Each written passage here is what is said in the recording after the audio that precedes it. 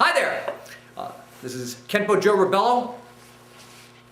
Tough crowd, huh? Today I'm here to go over a couple of basic Tonfa drills. And the reason I'm doing this is recently I was at a martial arts studio for a black belt examination, and they were talking about Tonfa and how they felt the Tonfa was a for lack of a term, useless weapon. And I happened to see a pair of Tonfa in a basket with other weapons. And I just happened to pick up the Tonfa and talk to the instructor and went over a couple of drills, and within a matter of moments he was really excited about the Tonfa, and started to practice this drill and was having fun with it, and other people were looking at it and enjoying it. And I decided after that person's instructor had approached me, and I'm going to mention him by name, Mr. Rudy Duncan, Professor Rudy Duncan of Duncan's Martial Arts in Syracuse, New York. He approached me and said, you know, I'd like to see some of those drills that you were going over with and again, the other gentleman was Jesse Dwyer from Dragon Phoenix Martial Arts in Chelmsford. And I was really glad that they could get some appreciation out of the Tonfa and have some joy and some fun working that particular weapon. So what I'm going to do right now, I'm going to teach a couple of those basic drills to anyone and everyone who's watching here on YouTube. So let's have some fun, shall we? Now, again, the Tonfa obviously has a long history, originally from the Chinese, known as the Kwai, which actually are crutches. Again, a person on crutches moving along. Of course, the crutch is far longer than that. Other particular Chinese styles have utilized it. Everyone from various Shaolin disciplines to the most popular one that I know of is Bakbei, again, the white eyebrow system. But again, the use of the Kwai or Tonfa, again, normally the Kwai is far longer than the Tonfa. I remember a wonderful scene from Heroes of the East, also known as Shaolin Challenges Ninja, where Gordon Liu, as this Chinese merchant's son, is having conflicts with his Japanese wife, and she's utilizing Tonfa, and they're at one point trying to fight each other, and at one point he extends the Kwai, which is longer than Tonfa, says, mine's is longer. But the Tonfa is a wonderful weapon to utilize. Again, I like to incorporate some of the different drills from different Koru, traditional Okinawan styles, and also some of the Chinese influences, as well as some of the various flourishing movements. That's why I'm wearing the Obikuroi, and we're in the WBF colors today because Mr. David Kopeski has contacted me as well, and we were talking about Kobudo and different weaponry, and I said, well, what weapon are you interested in? He mentioned the Tonfa. So kind of killing two birds with one stone here by doing these drills. I will not refer to these drills by their traditional proper Okinawan name. That is not the purpose of this particular video. It is merely to show various individuals the various drills that I teach and do. And this is only just a segment of some of the various Furi. There's your one big term, the spinning drills of the Tonfa. So without further ado, let's go into those drills. The first drill I'm going to do is done from somewhat of an unconventional position. Again, most people are accustomed to having the Tonfa either along the forearm or extended out. Again, however, there is another position. I will not refer to it in Okinawan as I mentioned before, but just give you some basic ideas. Here again, here, I'm ready to fight. Here, I'm ready to fight. Put up your dukes. So again, from here, 1, 2, 3, 4, 5, 6. 1, 2, 3, 4, 5, 6.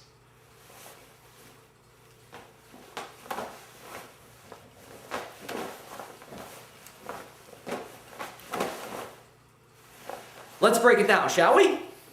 From our folded or cradled position, we're going to extend the Tonfa out in a horizontal fashion. Now what I should elaborate on that. The path of motion is vertical. It will end in a horizontal position. So again, this is an overhead strike in a vertical line coming down like so. Now here's where the optical illusion comes in. That's right, optical illusion, because a lot of people think there's a lot bigger flourish to what goes on. All I'm going to do at this point, I'm just going to turn my wrist and strike. That's all. A lot of people think I'm making a big flourishing action. No. From this position, I strike out, I turn my wrist, strike again, and then I bring my arm up like so. Power to the people. Right on. So here we are. From this position, I then am going to bring the weapon across my waist, in an extended position, back to a contracted position, and now I flip it back up, and now I'm ready to do the drill all over again. I can end it with a suki if I want. So again, back to the Okinawan, right? Thrusting motion, a vertical thrusting punch, or strike in this case with the end of the tonfa. So again, from here, 1, 2, 3, 4, 5, 6. Flip it back up and you're back to position 1 and ready to rock and roll once again. Over and over and over again. Again for you Canadian members. All right, now, if I can do it with my left, I can obviously do it with my right. 1, a simple turn of the wrist, 2, 3, 4, 5, 6. Now again, from a side when we're coming across here, notice how I extend the weapon across in this position. Notice when I turn from here, it goes to a contracted position, ready to punch. I can just as easily extend from here, draw the weapon back, and thrust in an extended position like so. But again, you know, you can have some fun working these various flow drills. So again, if I do both simultaneously, 1, 2, 3, now watch. Obviously, both weapons cannot go along the same line. One goes above, one goes below. Right above, left below, back to vertical position, chamber position, elbow position, and morote suki, double thrust. We're going back to that Okinawan again. It's tough to break a good habit. So again, flip up, 1, 2, 3, 4, 5, 6. Once again, up, 1, 2, flip back, 3, 4. Hey, I miscounted. 1, 2, 3, 4, 5, 6. You think counting would be easy. All right. So there's how you can do the drill. And again, you can alternate when you're crossing the tonfa, left over right or right over left. So again, from here, 1, 2, 3, right over left, thrust. 1, 2, 3, left over right, thrust. There you go. Now, let's take another interesting drill, as it were, and this is utilizing a spinning motion overhead. So here I am at this position. I drop this weapon down in this position. I'm going to turn it upside down. Now, for those people who do arts like Kenpo, I also train in White Dragon Kung Fu, they talk about the use of the dragon's tail, or the inverted vertical hook punch, or the inverted vertical roundhouse, or the inverted vertical looping strike. Again, from this extended position, I'm going to turn the weapon upside down. I'm going to turn the tonfa upside down. This is my initial strike. Then I'm going to move around my head. I'm going to come in like so and strike, bring it across my shoulder and back. So again, over the top, across and back. Over, around and back. Overhead circling, around and back. So again, I strike the opponent once in the temple, circle around, strike them again, bring it across my body, utilizing the section between the bicep and the tricep as a fulcrum, and then rebound the weapon back to chamber position. 1, 2, 3.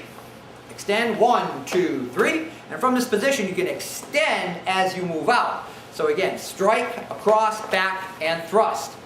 Add that thrusting action in. So again, if I use the opposite side, around, striking in, across, and back, I can add that thrust in. But let's work our basic drill. 1, 2, 3, 4. Again, 1, 2, 3, 4. Now, could I use both? You bet I could. Again, coming around, striking in, again picking, left over right, right over left, or left over right. Across, back, strike. So again, around, hit across the bicep, tricep. For this one, I really would have to cross my limbs like so. Could I still bring them back? Of course I can. I just have to be aware one path higher than the other. That's all. But again, circle around, strike. If you want to, circle around, catch it on the hip, back and strike. Again, same drill, across the hip, back and strike. Around, across, back, thrust. Around, across, back, thrust. Around, across, back, thrust. There you are. Let's pick another drill that we can play with and have some fun with. This actually comes from a very traditional kata known as Hamahiga no Tonfa. And it's one of the classic Okinawan kata. Now some may have this drill, some may not. It depends on the ryu that you study. I find it one of the highlights and one of the difficulty factors of the kata. And I'm going to share this particular drill with you. Now, when we go into this motion, yay! We're going to bring out both of our tonfa in extended action. Now you got to make sure your tonfa isn't too long so you don't end up cracking yourself in the face. The key ingredient from here, I'm going to twirl it in, bring it up, twirl it out, bring it back. Again from here, strike, in, out, back. Again, strike, in, out, back. Now watch from a side view. Again from here, in, out, back. Could I go back and cross and do that again? Sure I could. Again, once I have my initial points of reference and my points of origin, then I can move from those particular transitional points of action. Got a little David German Thai reference in there just to keep you guessing. But the key ingredient is that at certain points, in certain kata, you will get to certain movements where you can transition into various drills. That is what enables you to sophisticate the action. Remember, as Ed Parker said, sophistication is nothing more than simplicity compounded. Taking a series of simple moves, placing them together, and thereby making them sophisticated. So, let's take these simple moves and place them together. We're going to extend both of our tonfas in this particular position, and we're going to strike them together on a horizontal plane. We then are going to bring the tonfas inward like so. All we have to do, again, what I'd like to call an optical illusion, turn your hands over to an extended outward position, extend the weapons out, and bring them back.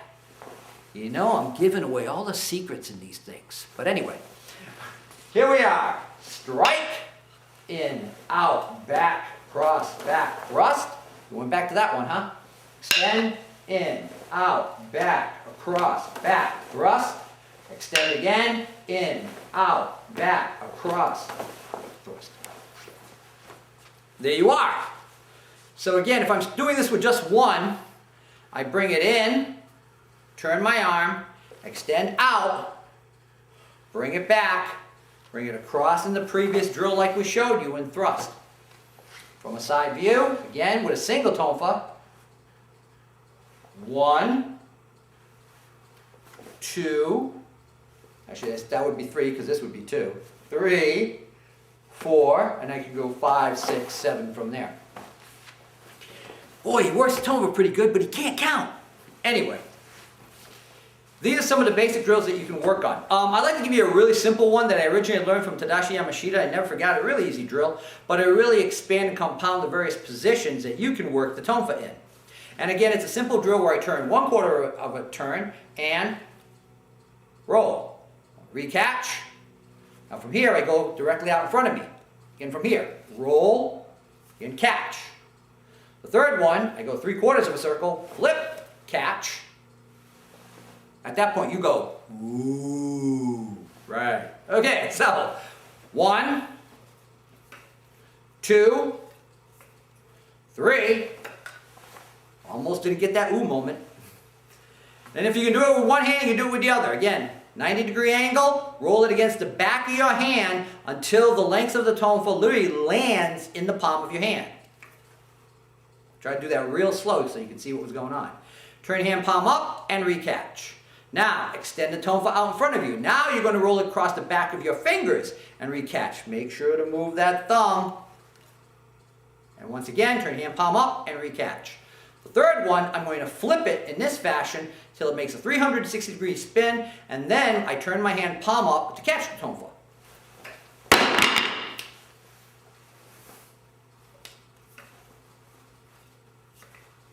Like this. Whew. Thankfully, I caught that one. 1, almost didn't catch that one. 2, and now, bum, bum, bum, flip. 3.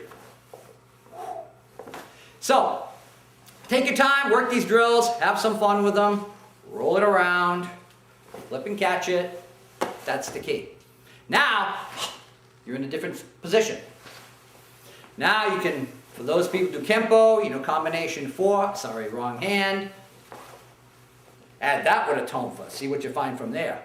For all my Kata Zempo Goshin Jutsu and Shaolin Kenpo friends, have some fun with that.